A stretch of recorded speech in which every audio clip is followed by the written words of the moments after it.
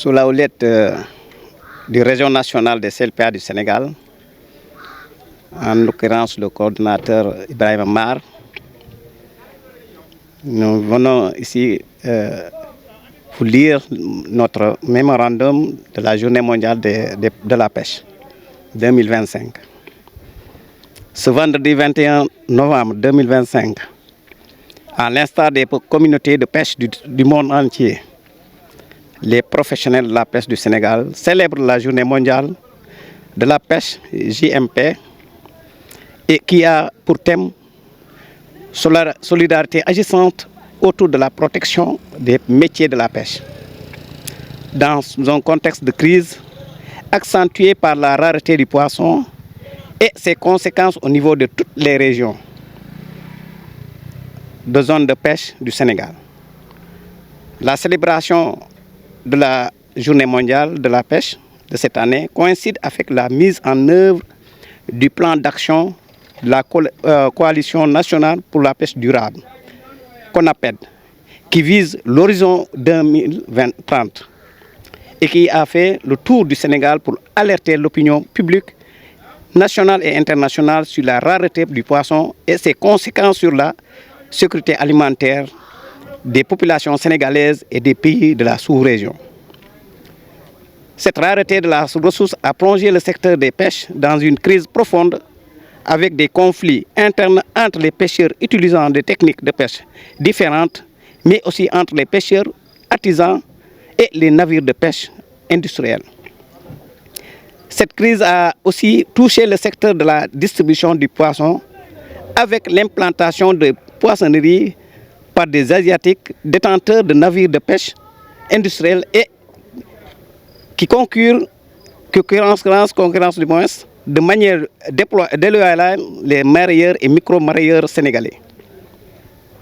Le secteur de la transformation artisanale n'est pas en reste, car les femmes transformatrices ne parviennent plus difficilement à accéder aux poissons et elles sont obligées de se ravitailler à partir des marchés centraux.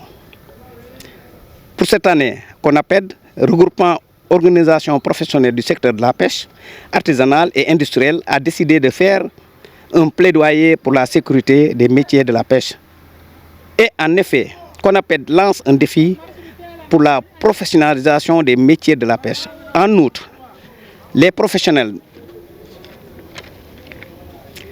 de la pêche et la société civile rappellent que la coalition Diomaye Président avait fait un engagement public lors de la signature de la charte pour une pêche durable à Ouakam. Pour une plus grande transparence et une ouverture dans la gouvernance des pêches, la CONAPED exhorte les autorités concernées à concrétiser à présent cet engagement afin d'instaurer un environnement multipartite fondé sur la confiance et orienté vers le consensus pour une action collective en faveur d'une gestion saine et transparente du secteur des pêches. Cependant, tout ce qui procède, les organisations du secteur de la pêche artisanale membres de la coalition nationale pour une pêche durable qu'on appelle demande à l'État du Sénégal. 1. Une meilleure protection des ressources halieutiques pour la durabilité des métiers de la pêche et la sécurité alimentaire et nutritionnelle des populations, la protection des métiers de la pêche et la création de richesses pour les communautés et l'État. 2. La publication du registre des navires de pêche industriels autorisés à pêcher au Sénégal afin que les acteurs de la pêche puissent avoir des informations sur les bateaux qui ont le droit de plus pêcher au Sénégal et leur permettre ainsi de contribuer aux efforts de lutte contre la pêche illicite, non réglementée et non déclarée, INN, et transmettant aux autorités compétentes des renseignements sur l'activité de bateaux suspects et non répertoriés pour le dit registre. 3. Le gel des autorisations d'implantation d'usines de farine et d'huile de poisson, ainsi que la réalisation d'outils d'impact environnementaux et sociaux des entreprises de farine et huile de poisson en activité pour s'assurer de leur conformité avec la réglementation nationale. la signature du décret de reconnaissance et de professionnalisation des métiers de la transformation artisanale des produits halieutiques enclenché depuis près de 15 ans.